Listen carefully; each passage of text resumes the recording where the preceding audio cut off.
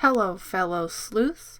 This is the second episode of Painting the Missing, a series I've started to raise awareness for these stories and keep their faces in the mind of the public. Today's missing person is Asha Degree. Asha was born August 5th, 1990 in Shelby, North Carolina. Asha grew up with her parents and her older brother. The family was close-knit and did not allow a computer in the house. Her mother is quoted saying she'd seen too many stories of pedophiles luring children away through the internet. Asha was also noted to be very shy and afraid of dogs. The night before Asha disappeared, her and her brother returned from a relative's house around 8 p.m. The power went out that night. When the power returned, their father checked on them and saw them both sleeping in the room they shared. Early in the morning, on February 14, 2000, Asha, who was only 9 years old, packed her backpack and left her home. She was seen walking along North Carolina Highway 18 by multiple motorists despite the heavy wind and rain. When a Good Samaritan turned around and began to approach Asha, she took off into the surrounding woods. That same morning, around 6:30, her mother went to wake her and her brother and found the fourth grader missing. They first contacted their family living across the street, but when they hadn't seen her, they called the police. Police arrived by 6:40 a.m. and friends and neighbors joined the search. Local news covered the situation, which led to the drivers coming forward, including the one who tried to approach Asha. The next day, candy wrappers, a pencil, a marker, and Asha's Mickey Mouse-shaped hair bow were found in a shed nearby a business that was along the highway. This was the only trace found during the first search. On the 16th, her mother realized many of Asha's favorite items of clothing were missing from her closet.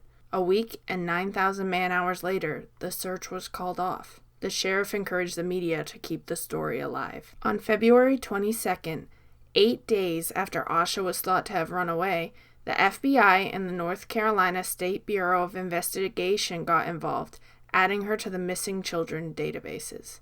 Asha was not considered a typical runaway since most children are at least 12 when they run away, and have something dark in their home life to run away from, which nothing in the Degree's life seemed to suggest. This and the fact that she never returned home or was found suggest that maybe she originally was running away, but most likely was then abducted. A little over a year later, on August 3rd, 2001, Asha's backpack was discovered. It was in a construction project off the highway, about 26 miles north of her hometown, Shelby. The backpack was found wrapped in a plastic bag and contained her name and phone number. The evidence from the bag has not been shared, but on the 20th anniversary of the case, the FBI did reveal 2 items that didn't seem to belong to Asha. A copy of Dr. Seuss's McGilliott's Pool from her elementary school library, and a New Kids on the Block t-shirt that was not hers. Asha's family continues to advocate for her, and in 2008 established a scholarship in her name for a deserving local student. They also host an annual walk to raise money to fund their search. This walk follows Asha's path on the day she disappeared, starting at their home and ending at the billboard depicting her at the exact spot where she ran into the woods. Asha's mother has said in an interview that she doesn't believe her daughter's case has gotten the same amount of attention as those with white children. In 2015, the FBI put out a $25,000 reward for any information leading to the arrest or conviction of the person responsible. A community group is offering an additional $20,000 reward. In May 2016, FBI announced a new lead that suggests Asha may have been seen getting into a dark green 1970s Lincoln Continental Mark IV or a Ford Thunderbird of the same era and color. Rust was supposedly around the wheel wells.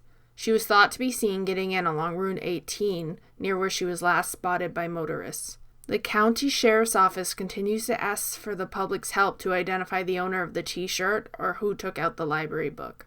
Today, Asha would be 29 years old. Maybe she'd have her own family. Her parents and brother still don't have answers. If you know anything about the green car, the New Kids on the Block t-shirt, or Asha, or you just want to know more, please check out the links in my description.